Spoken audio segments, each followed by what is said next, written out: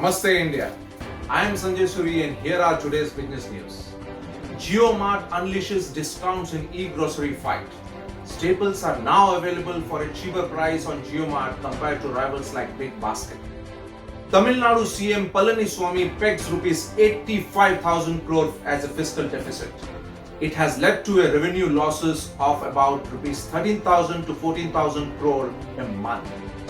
Investors are in talks with firms to diversify China exposure in supply chain funding.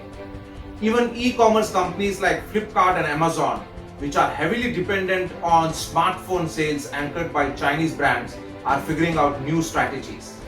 Amazon, for instance, is betting big on promoting local stores on its platform.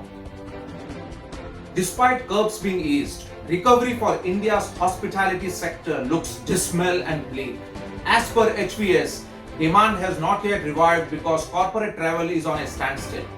Leisure travel has also not seen any uptick in states which have eased restrictions because of the increasing COVID cases in the country. Occupancy rate in May 2020 were in the range of 13 to 15% compared to 60 to 62% in May 2019. Microsoft to permanently close all physical stores. According to its website, Microsoft has 83 stores worldwide, including 72 stores in the US and several others abroad where it showcases and sells laptops and other hardware. Friday's announcement calls a strategic change for its retail business as sales increasingly shift online. ITI and Tech Mahindra partner to develop 4G, 5G solutions.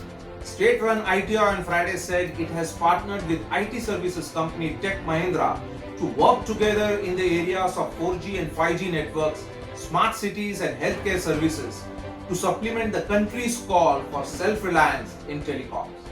That's all for now. For more news, please log on to www.insamachar.com. Take care India. Jai Hind.